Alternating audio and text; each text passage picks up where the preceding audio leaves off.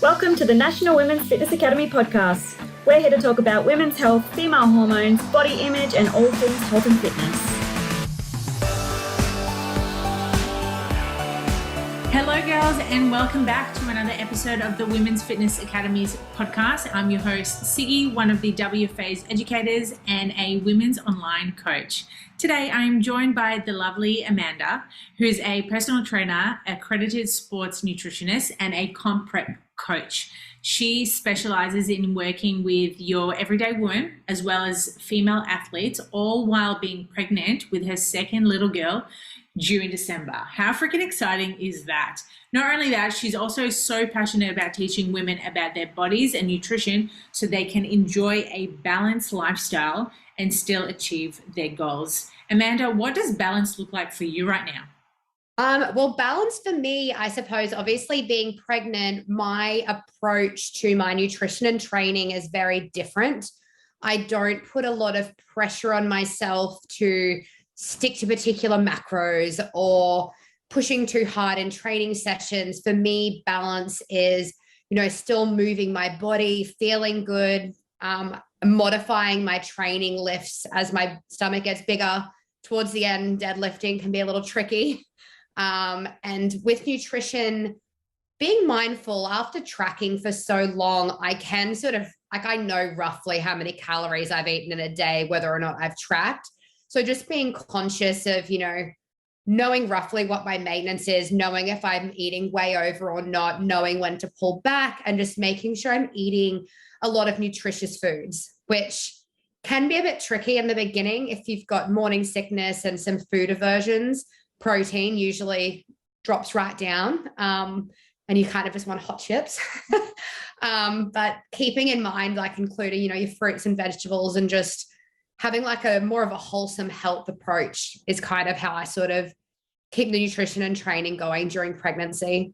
I love that. While we're on the topic of pregnancy, I know before we started recording, we're like, yeah, we'll talk about your journey and then jump into but I reckon let's flip it. Let's start off with the talk, and then we'll go into how you got started with coaching. Let's go back to the first trimester. You mentioned morning sickness and how protein usually drops. What's something that you've noticed different between your first pregnancy to your current pregnancy?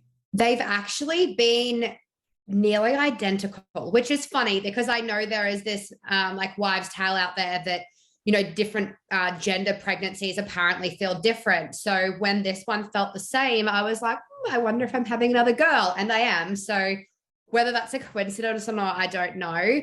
I feel like I get it pretty lucky for the most part during pregnancy. So morning sickness wise, I only it feels like I'm car sick, I guess. Basically from weeks 5 to 10, then that's about it. So definitely very lucky compared to some people that are vomiting and sick through their whole pregnancy. So during that time, if I feel up to training, cool. If not, whatever, I'll go for a walk. I just get through that bit. No pressure. Whereas, after that 10-week point, what gets me bad is the fatigue.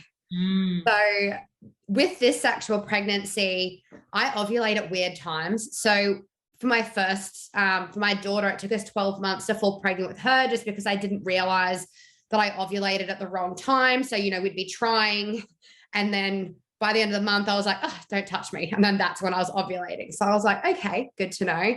So this time round, it was completely off again. So I did pregnancy tests and they all said negative. So I was like, oh, okay, not pregnant, no dramas. And then I started getting all of this really bad fatigue. And I was like, oh, something's really not right. So I went to the doctors. They ran all of these tests because I was like, maybe I've got long COVID. Can you check my iron?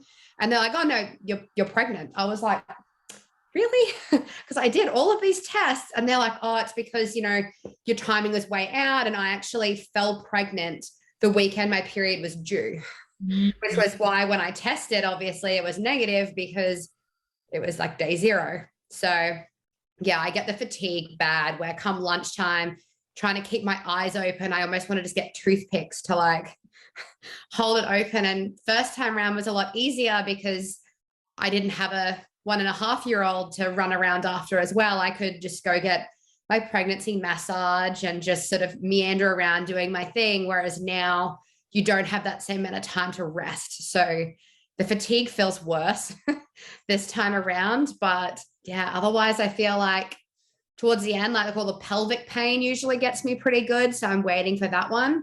But otherwise, like I can't really complain, to be honest. Like I feel like I get pretty cruisy pregnancy, which is good. Touch wood. Yeah, no, I love hearing that, because you definitely hear different stories from every woman. What are some in terms of like your clientele, because you mentioned that you work with postpartum but also pregnant women, what does that look like in terms of coaching for you or coaching them through their pregnancy? Most women that come to me when they find out they're pregnant, they are like, okay, I want to get a coach. I need to start training because I don't want to get fat while I'm pregnant. And they want to go on these meal plans or like diet. And I'm like, no. And that's where it's this big conversation around that's not the goal right now. Like your body is going to do what it needs to do to grow you a beautiful, healthy baby. We just need to make your body healthy. So we're not going to be trying to push calorie deficits. If you weren't training before, now's not the time to start smashing yourself in the gym. Before we start working together, I need you to go see a women's health physio so they can just check everything to make sure it's actually safe for you to exercise, which I think is something missing in a lot of the care plans. Like when you go and see, like whether it's a GP or an OB, I think I had them refer me only because they saw what I was still lifting very heavy, and they were like, oh, like you should go, get this checked. And I was like, oh, cool. Like, good to know. But every woman really should be getting their pelvic floor and their abdominals and everything checked when they find out they're pregnant. And particularly if they're still training, getting checked towards the end and during your pregnancy. And then again, postpartum before you return to exercise. Because whilst things sort of can feel okay, you just don't know what's going on inside. And if your pelvic floor is, too weak and you start jumping straight into exercise, you're putting yourself at risk for, having prolapses or all these issues down the track, which a lot of that education seems to be missing in our, I guess, childbirthing sort of system, which is a bit of a shame. So that's sort of the first piece that I usually have with them, is giving them a little bit of an overview. If you sign up with me, like this is actually what it's going to look like. This is probably more so what our goals are going to be. It doesn't mean you're going to be putting on a whole heap of fat, but you are going to probably put on weight pregnant, even if it's not fat. Like some will be, but you've got fluid, you've got the baby, you're growing placenta. You need to sort of step away from the scales a little bit and just start focusing on feeling good. So that's sort of more so what the coaching, I don't do meal plans for pregnant women because I think it's a really great time to listen to your body and to listen to certain cravings. If you're craving a lot of salty foods, like maybe you need the sodium, or if you're craving a lot of carbs, obviously your body needs that. And trying again to hit protein targets. If you've got food aversions, the last thing you probably want to eat is chicken breast. So giving a client a meal plan and then they're going to feel like they're failing their plan because it's just not something practical for them to follow, I don't see the point in charging them and giving them something that I know isn't really the solution. Rather, I've got actually, it's like a guide that sort of just goes through and explains the basics of nutrition, talks about, keeping your iron higher or folic acid and all of the sorts of things that are really important in a pregnancy, and making, good food choices where you can, rather than being on some sort of a restricted plan. Yeah.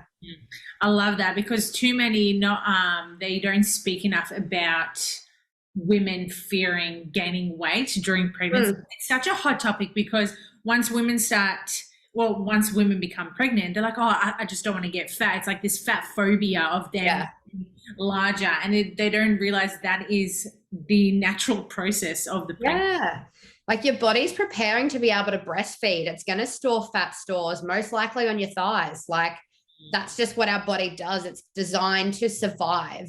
It doesn't care about the aesthetics that we want to look like. It's got a survival blueprint. So I don't know. I feel like I was probably the opposite with my first daughter. I was too unafraid of fat gain because in my mind, I'm like, whatever, I'll just lose it after. It's not a big deal. I'm just going to do me, eat whatever, because after I have my daughter, I'll have so much time to go to the gym, which was not true. So I'm more conscious this time round just because getting out and training and having a lot of flexibility around being able to dedicate as much time to training is a lot harder with children than I anticipated. So I was a little bit naive there. So again, this time I'm a bit more mindful. I'm still not tracking, but I'm just not eating apple pie and chocolate chip ice cream every night like I did last time. So it's just about finding that balance, I think. I love that. Living the dream when you're able to eat those type of foods. Yeah, and it kind of was. And I suppose like I'd done sort of back-to-back building shows sort of like prior to that. So I had done a fair bit of restricted eating, and I did see it as this great, like, no one can judge me right now because I'm growing a baby. So if I want to put on weight, now's a really great time to do it. Because there is a lot of pressure in the industry, being a coach, to look a certain way and to have a certain lifestyle. And you do have that pressure on you a lot. And pregnancy did feel this little card that was like, nope, you can't judge me in this moment. This is my little judgment-free bubble, and I'm just going to do my thing. So definitely cashed that one in hard last time.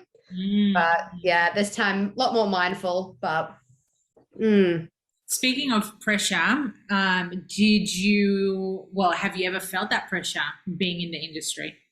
Constantly, particularly in comp prep. So that's sort of that next level again. And last pregnancy, I'm backstage at bodybuilding shows, pregnant, waddling around with clients next to all of the other coaches that are shredded with abs and veins. And I was like, I probably look really out of place here. And then again, like I've already been to shows this pregnancy with clients as well, where I'm like, I do look different to the other coaches backstage at the moment. And then you've got the period postpartum, which was huge because you do see a lot of, influencers and people online that have their baby, and within a week, it looks like the whole pregnancy never happened, which is amazing. And I don't think they should be shamed or people saying they shouldn't post those things, because there's still a postpartum body, and that's so great that their bodies do just bounce back like that. I wasn't one of those people. It took me time to get my physique back, and then pretty much as I got it back, I've cashed in for round 2. So it is what it is. But I was very conscious postpartum of sharing what my body actually looked like, covered in stretch marks, all my extra fat, all of the mum glory, because I do think it's important for women to see that postpartum body as well, rather than just thinking everyone bounces back, because it's totally normal not to. And for the most part, most women don't, which is totally fine. I think that's such a hot topic right now, because I've seen this around social media for quite a while, how a lot of pregnant women or postpartum women will be comparing themselves to influencers or celebrities, and how they're not bouncing back as efficient as they are. So let's talk around that, because you've experienced it firsthand, and you said you didn't bounce back that quick. No. How was that process for you? So when I was pregnant with Callie, I was at my heaviest when I fell pregnant. So because it had obviously taken so long, I was still trying, but I was like, I'm going to do a really good bulk, put on a heap of muscle, and then I'm going to do a shred again. I was thinking about doing another show, finish the end of my bulk, and then I got pregnant. And I was like, I can't really do this big shred that I'd planned now. I'll just balance it out. So the weight that I am now halfway through this pregnancy was the weight I was when I fell pregnant with Callie. So, which was a bit sort of interesting. While I was pregnant with her, I gained 22 kilos. So I got to 106. Whereas in my mind, I was like, maybe you'll just sort of crack 90. And then I just watched the scales going up and up and up. And I was like, maybe once I just pop this baby out, I'll just everything will just jump back. And what they don't prepare you for is after I'd had her, the next morning I looked in the mirror and I was like, I still look like I'm pregnant with a baby. Like my stomach's still out here. Nothing for me, it didn't just snap back. And then I did hold a lot of fluid. So I think I'd lost, might've been 12 kilos in the first 2 weeks just from losing baby, placenta, all the fluid. But then I was left with I got a lot of stretch marks when I was pregnant with Callie, which I didn't expect to get because I'd never actually had a stretch mark before in my entire life, not through puberty, never. So I was like, my body doesn't get stretch marks. And then when I was pregnant with Callie, I got them up the backs of both thighs, both hips, boobs, whole stomach up to my belly button. They started coming up near my arms. I was like, wow. And they were bright red and purple.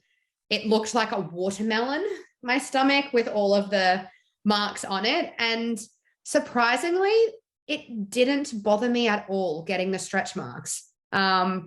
I thought it might have, but it didn't. It was almost like, I don't know, it was kind of cool because I didn't know my body could do that. And I was like, that's amazing. Like, skin's pretty cool. And then once they sort of faded all out to like the white, I actually find them really pretty.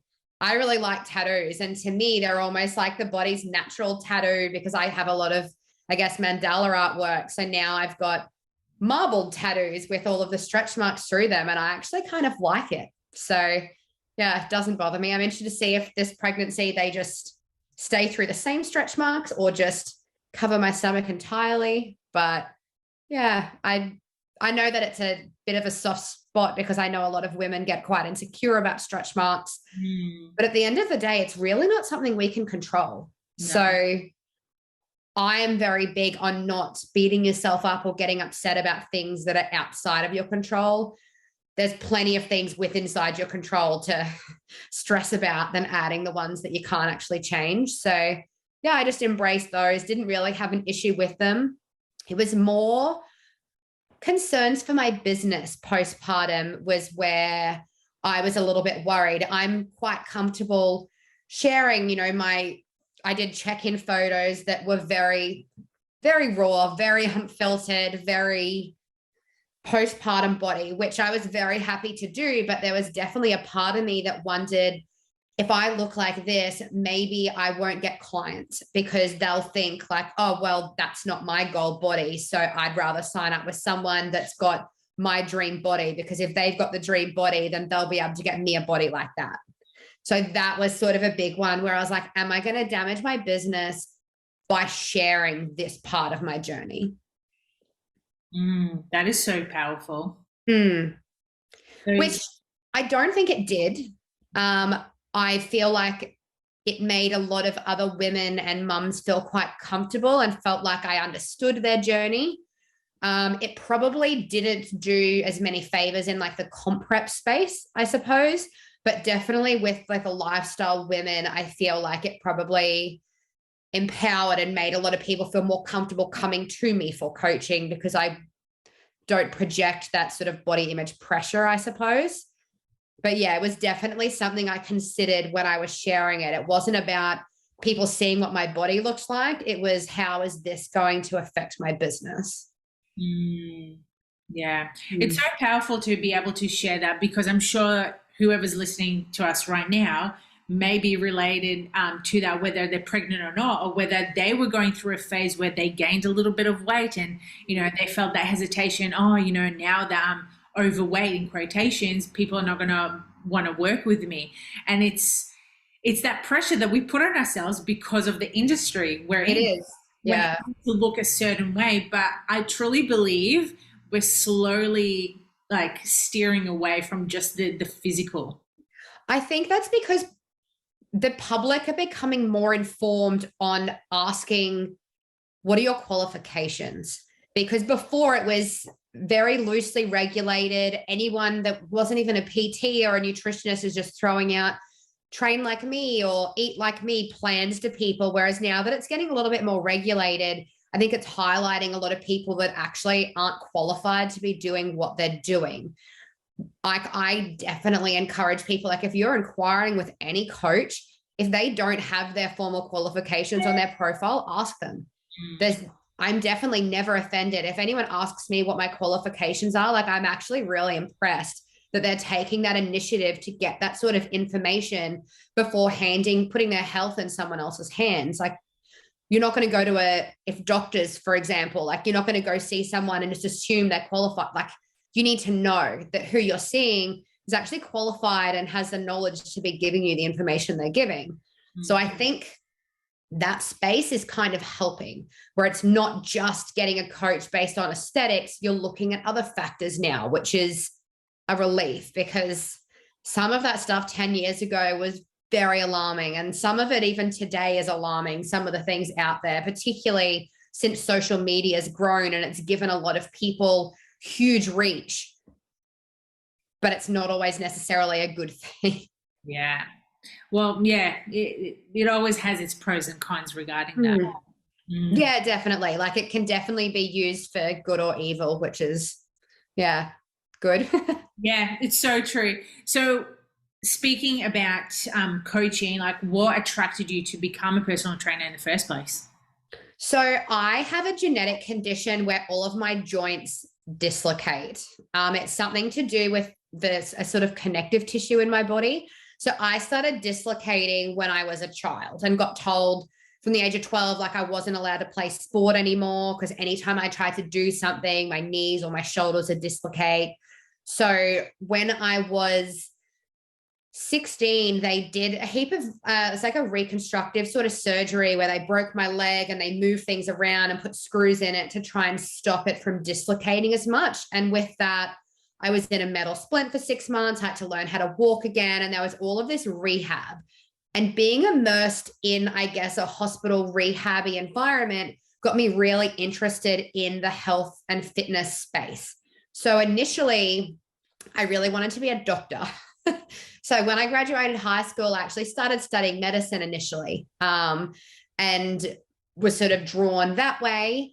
And then medicine is a lot of contact hours and it is a lot of study. And I was working full time at the time, also probably partying a little bit too much. So between it all, trying to keep up, I was like, I actually can't keep up on this. So I decided to let medicine go. And I did a law degree instead, which I don't use, but I have it hanging somewhere behind me and paying it off in HECS. Love that. And then after I'd finished all my law degrees, I was like, my heart's still in health and fitness after all that. So I went and did my PT certificates. And then I started Launch Train with the Girls with my friend Emma, who also has her PT certificates, because we really wanted to create a safe, inclusive space for women to be able to lift weights, basically. It was something that was really missing in the industry at the time. It was very male dominated. I think we've been running for 6 or 7 years now. And we found that a lot of other group fitness places had a very strong click where you'd go there and you either fit in or you didn't. So we really wanted to create a space where we didn't have a specific demographic. So we've got women from 16 to 60. We've got all different races. We've got different religions. We've got everything. But in that space, when they come to the studio, they all come together because they're there for the same reason. And that was something that was really important for us to create.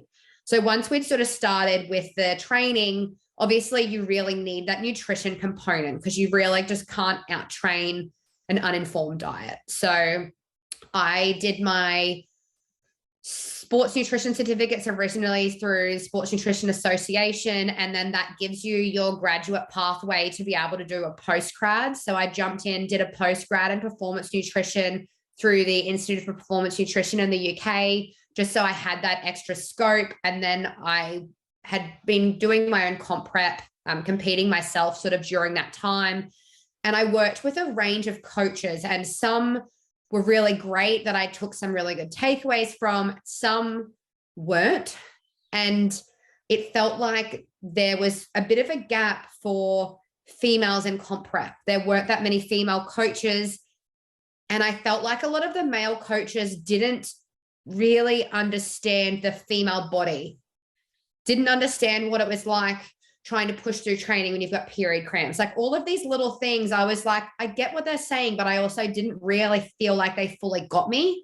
So I was like, you know what? I actually really enjoy this space. I love working with people that are really dedicated. And that's probably my favorite thing about comp prep is they're so committed to working towards that goal that we get to do a lot of really nitty gritty manipulations that you don't really do in a lifestyle client because, you know, life happened or this happened or I was off track this week, and like, which is fine because it does. But in comp prep, it's that next level commitment. And I do really enjoy working with that sort of clientele as well. So I did my Sports Nutrition Association does a comp prep accreditation course. So I did that as well. And then that you had to also have done the post-grad, which I'd done. So then I sort of finished all that up. And that's when I launched Astrophysiques, which is the female comp prep business. And I'm just running that one solo at the moment, hopefully bringing on another coach before this next Bob, just to disperse that workload a little bit. But yeah, that's sort of how that all developed. And so, yeah, currently we still have Train with the Girls. We've got our gym studio up in Townsville. And then I just coach online, do a lot of the back end, do a bit of the accounting, which the degrees come in a little bit handy, I suppose, with the contracts and accounting. And then, yeah, do the Astrophysiques, which is also online. I love that. That's so cool. Especially the fact that you've taken just the usual nutrition into the comp prep side of things, because you don't see much of that. Like usually you'll see coaches who are focused on just the comp prep and coaches focusing on postpartum or pregnant, and you've really been able to combine the two together. Especially like you have postpartum women doing comp prep. Like you've got such a range, and I feel like it kind of makes me a one-stop shop for women. It doesn't matter what your goal is, we can tailor for that or get you working towards that. Like some people, like getting on stage might be something that's a 2-3 year goal away, which is fine, but we can start with lifestyle coaching, get routines, get all of those practices in place, and then we can move over into the comp prep space, or we can just stay at lifestyle. Comp prep certainly not for everybody, which is also totally okay. But I do like, being able to be that sort of one-stop shop. And then if I've got, women that come to me that have any sort of chronic health conditions, for example, one of my friends, she's a dietitian and she specializes in that. So I just flick them to her. So she sort of covers that extra space that I don't have the scope for, and vice versa. If she has clients that want to go into the sports nutrition space, she can flip them back to me, just so the clients always get the best possible care, which is, I guess, my goal. Like I am very passionate about people doing things within their scope rather than just being fixated on taking someone's money and giving them a half-assed thing when they could be seeing someone that specializes in that and them getting a better result. So I love that. You mentioned before how there were times where you had good coaches and times where you had not so good coaches. Yes. Let's talk about the not so good ones without naming and shaming, but what were some of the struggles that you came across with those type of coaches? So one, for example, had me on 900 calories for 3 months, doing an hour of stairs a day and 14 gym sessions a week. So like, given comp prep isn't sustainable, and comp prep, is a different sort of, you only do that for a certain period of time. It's a lot harder and it is a lot more work with bigger deficits than what you would do with a lifestyle client. But how I didn't lose my menstrual cycle during that, I have no idea. Because it is. And like, that's something that I track quite closely with my clients, is menstrual cycles, because that's a very great indicator for women. If things are being too extreme on their bodies, that's usually one of the big flags, is that will start becoming irregular. And again, like this, I should have been more educated and maybe looked things up. And because I think it's one thing for, coaches to give terrible advice, but I do think in this day and age, when we have access to the internet and so many resources, there is that little bit of onus on the client as well to be like, hey, this doesn't seem healthy. This doesn't seem right. So like that part's on me. I'd never competed before. So in my mind, I was like, this is just must be what comp prep is. And I dropped down to, I think I was like 59 kilos on stage or something. And the last comp I did, I got on stage at 70 kilos. So yeah, I lost a lot of muscle and I was very tiny, because that wasn't a strategy that, works best from a health perspective or from a maintaining muscle mass perspective or monitoring bone density or menstrual cycle perspective. Like that's not what a healthy prep looks like. And I say healthy prep quite loosely, because I wouldn't say prep itself is healthy, but there is definitely healthier ways to do it. And a lot of that comes into pre-planning. So I usually do a pre-prep with most of my clients where we might work together for 6 to 12 months before their prep, where we're building their calories up, getting their energy expenditure down, getting them to a really great body fat percent. So when we actually do the prep, we're not smashing their body. We're not trashing it just to get on stage. We're able to take a far healthier approach because we've done the footwork before. Yeah. And I mean, not everyone wants to do that. Some people just want to smash my body for 12 weeks. I don't care, and throw me on stage. And like, that's totally fine. But that's not the kind of clientele that I take on personally, because I'm not comfortable doing that to somebody. So I'm long haul coaching is sort of more my thing with comp prep, and because comp prep is a lifestyle for those that want to do consecutive comps. It's not really, it's very different to a 12-week challenge, for example. But yeah, I think you should definitely try and, if you're looking to compete, be somewhat informed, because ruining your health in a comp prep, it's been normalized, particularly females losing their period in comp prep. It's been normalized, but it's not actually normal and it's not healthy. So I feel like we definitely need to break away from that. And I don't know if it's just because, you know, it's come off the back of being such a male dominated space of male dominated competitors and coaches, that there just hasn't been as much research or experience in comp prep with females. And I think that's really starting to change, which is really exciting, because more and more studies are coming through now where they're actually testing things on female athletes.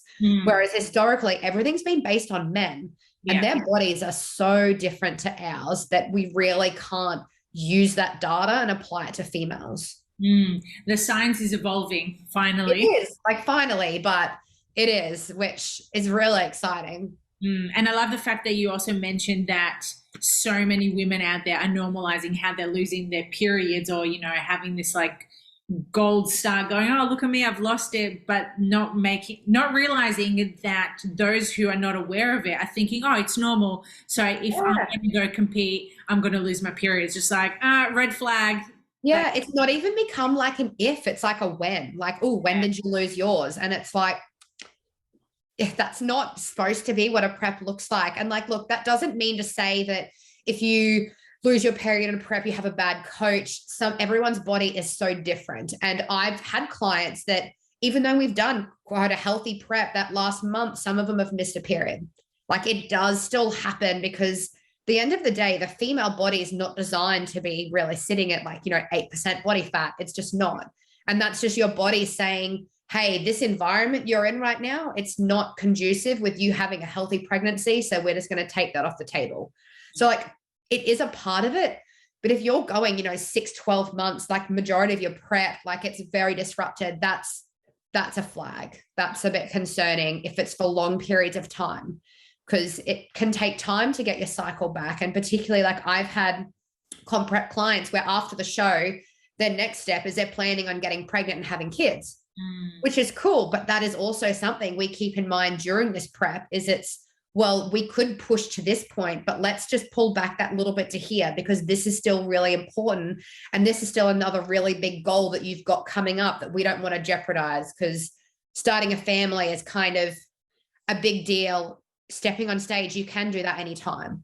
So keeping in mind, I guess, the big picture as well with what clients' goals are is really important. I love the fact that you mentioned how some go from competing to wanting to have families. What does transition look like? Because I'm assuming it's not a quick fix. Like, you have to work your way up to, being able to get pregnant. Look, it depends. So my business partner in Townsville, she accidentally fell pregnant. Like, it was only like 3 weeks after a comp. And like, she's got a beautiful little 2-year-old now, but she was like, wow, I really wasn't expecting my fertility to be so great, so close after comp. I'm like, but that's great that it was. Like, that's a good thing. It shouldn't be this whole, oh, well, it might take my body 12 months to recover from what I've just put it through. So it does definitely depend, but everyone has most coaches have different strategies, I guess, in the transition off season. And a big focus of mine is more in the psychological aspect than anything else, because it can be very challenging for people that have just been so fixated on this goal for so many months. And now that they've ticked it off, like post-comp blues is actually a really big thing. Yeah. Body dysmorphia is a really big thing. And then binge eating, all of those disordered eatings that come with it, like that can be a really big thing. And that has a bigger impact on what someone's reverse and off season looks like, more so than the particular macros that you're setting. So for me, most of my clients, I will bring them back up closer to maintenance quite quickly. Because if they're sitting consistently, because they've got this extra food to work with, and if they're being quite accurate with their food just under maintenance, that's better than me doing this slow reverse over 3 months. But because they're still starving without the goal keeping them accountable, they're going off track, they're binge eating here, they're doing this, their overall calories are way higher than what their maintenance would be. And then that's when they're going to be putting on that excessive amount of weight quite quickly. So I do it closer to maintenance, take the pressure off with food. We'll gradually taper back with training. We start setting new goals, strength goals that we can now fuel your body for. We focus on those. We might book a photo shoot in a couple months' time. So you've got something aesthetic still to look forward to that in the back of your mind's keeping you on track. And then that's sort of what it looks like working towards and setting those new goals as we're coming out from a show. I love that. Just constantly striving for something different. And you know what? That's life. Constantly striving for, a better. That's it. Yeah. And like everyone's goals look different. Like I'm almost okay, like let's set a physical one, let's set a strength one, let's set a mental one, 3 different ones. And then we'll start working towards those. So it's not wham, bam, show's done now, just kind of nothing. Because that's when people can really get a little bit lost. And when they're lost, spiral a little bit, because there's different challenges post-comp for everybody, but everyone has some. So trying to set those in place just gives a couple of safety nets to be able to give people a little bit more structure whilst they find their feet and hit that new normal where everything isn't quite so restrictive. I love that. And having a good coach accountable as well. Yeah, look, I definitely try to be. So no, I love that. It's really good to have these conversations and let the listeners know that, even though competition is not healthy, you can do it in a healthier way. Yeah. At the end of the day, if you are looking, having a family, there is the possibility to do it at a better way instead of you. Yeah, definitely. It's the whole, there's a lot of ways to skin a cat, but that doesn't mean that there's not a best way to do it. Yeah. So anyone can starve someone and throw them on stage and they're going to look shreddy. Like that's not hard. That's not the sort of art form and comp prep. The art form and comp prep is getting them shreddy on stage whilst keeping the inside healthy. Like that's the part that I enjoy is, it just takes a little bit more education in the space and knowing what you're doing.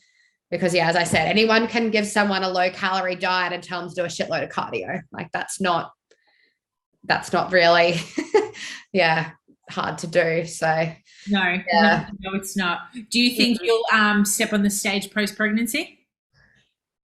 I have thought about it. The only issue for me more so is because of the joint condition I have, I've got a lot of arthritis. So the training requirements for me, usually I'm in pain every day with the amount of exercise that I need to do. So it's that little bit of trade-off where it probably wouldn't be for a while. And because of my joints, my NEAT's usually on the lower, well, actually it's a lot higher since having a child. So maybe that'll be easier, but my NEAT was traditionally quite low, which meant I used to have to push that little bit lower with my calories to create the deficit.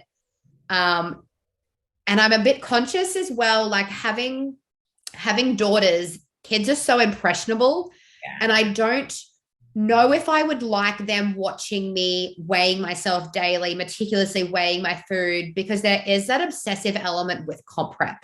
Because you have to be a little bit obsessed to get it all. And I suppose I grew up with my mother having eating disorders, and that had a big impact on me and my body image. And when I was a teenager, I suffered from bulimia and all of that sort of thing.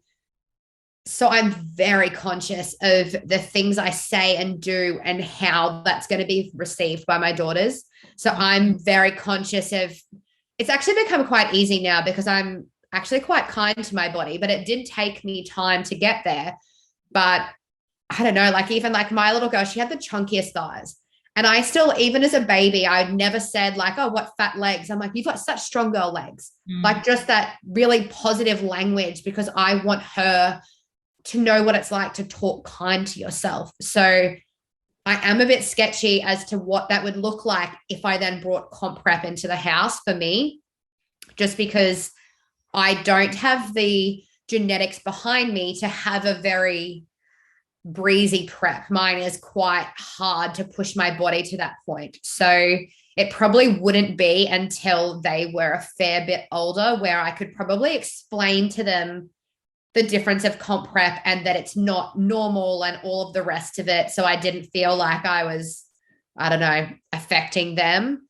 And then by that point, like, God, who knows how old I'll be and like what that'll look like. I suppose I've got the over 35 categories. So maybe. So it's not a no, but it's definitely other factors and priorities that are more important for me, I suppose, at the moment than getting on stage. But I don't know, there's cool things with it as well. Like I'm sure it's great for them to see their mum so driven. And I definitely don't want, any ladies at comp prep with kids to think that I'm thinking you're being a bad mom or anything like that, because it is so cool for kids to watch their parents tick off all these great goals and to be driven. And there's definitely positives that come with that.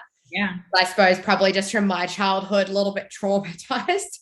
So I'm a bit, probably overly conscious of how that sort of relates to my daughters. Yeah. I think that's a beautiful thing for you to have that awareness and also that the empathy towards your children going, cool, this is what I experience. I'm not wanting them to experience what I went through, to do it differently. And like you said, like kids are so impressionable. They will literally like they're like little sponges. They will take everything and everything you tell them. So it's really cool to have this conversation and be a little bit more open-minded, going, cool, the option is there, but maybe not just yet. Yeah, and like they absorb everything without context and perspective. And that's the tricky bit. So once they're at an age where you can give them that bit of context and perspective, cool. But initially, like, I just think it's so cool if I've got these two little girls and like from the very beginning, I can give them this like positive body image. And I don't know, like I'm sure society is going to ruin it, but at least I can really try and set those foundations for them, because I think that's so important. And that's something that I can give them that, costs nothing. So exactly. Yeah. So good. Final question. What's the number one tip you can give our listeners about having a healthy body image? That's a tricky one. So I suppose I've always asked people, think about how you speak to your friends. So if a friend walked out, they've gotten dressed up to go out and they come out and say, how do I look? You instantly are drawn to being like, oh my God, like that dress matches your eyes. You look for these positives to tell them about it. You don't look for the negatives to be like, oh, kind of short, or it makes your butt look fat. Like we're drawn to focus on the positives with other people. But when it's us, we look in the mirror and we do the opposite. And we look for every tiny little flaw that other people don't even see. And then we trash ourselves. Like it's so nasty. Like we're nastier to ourselves than what anyone else probably ever would be. So I try and get people into the habit of focus on the positive things. Pretend you're talking to a friend. And like, look, this applies to not just, I guess, body image. This is just giving yourself advice in general. Like imagine what you would tell a friend and then tell yourself that. And it takes practice, but with repetition, it really does become second nature, because I feel like I'm proof that like I was horrible to myself and I would find all of these flaws and anything to just bring myself down. Whereas now I don't. And that's not to say that I love every part of my body, because I wouldn't say that I love every part of my body, but I accept every part of my body. And I think that's the big difference. Like, do I want to have cellulite? Not really, but do I have it? Yes, it's part of me. It's there. Like, I don't need to have a big emotive attachment to every part of my body. And I think taking away that emotion, and rather than thinking like, oh, I have fat thighs, it's like, well, I have thighs. Everyone has thighs. Everyone has fat. That doesn't define you. No one goes around calling themselves muscle, but everyone has muscle. So it's like we need to stop using it as an adjective to describe ourselves and just treat it like the noun that it is. Like, yeah. I love that. Such a good way of putting into perspective. Yeah. Yeah. Just once you accept your body, I guess kind of freeing. Yeah. Not having that pressure on yourself. Like it's a really nice place to get to and just feeling healthy. I wish that upon all women. Oh, me too. And like that's probably my favorite part, I guess, working in the industry is working with women is when, you know, I get things in check-ins where they're saying, I've never felt this confident. And I'm like, yes. Like, I love that. It's not about the scales. It's like how you feel about yourself. If we can build that relationship, that is such a win because that's a lot harder than dropping numbers on the scales. So love that. What a great way to end today's conversation. I swear we literally jumped from baby talk to you and comp prep to motherhood to body image. Oh my God, it's been fascinating. And I just want to thank you so much for your time today. It's been thank you so much for having me. Cool conversation. But before we head off, where can our listeners find you and how can they work with you? Yeah, so Instagram's probably the easiest, I suppose, these days. So my handle is coach_Amanda Jane. So that's my personal one. You can hit me up there for any sorts of coaching. Otherwise, we've got train with the girls _online for lifestyle and then Astrophysiques for comp prep. Love that. So girls, get in touch with Amanda, and I'm sure if you have any questions, just DM us, slide right in there and start. Always. My DMs are very open for women. I love that. Awesome. Well, girls, if you enjoyed today's podcast, please make sure that you screenshot it, tag us at the Women's Fitness Academy, tag myself, tag Amanda, and then till next time, start being a little bit kinder to yourself like you are kind to your best mates. Yes.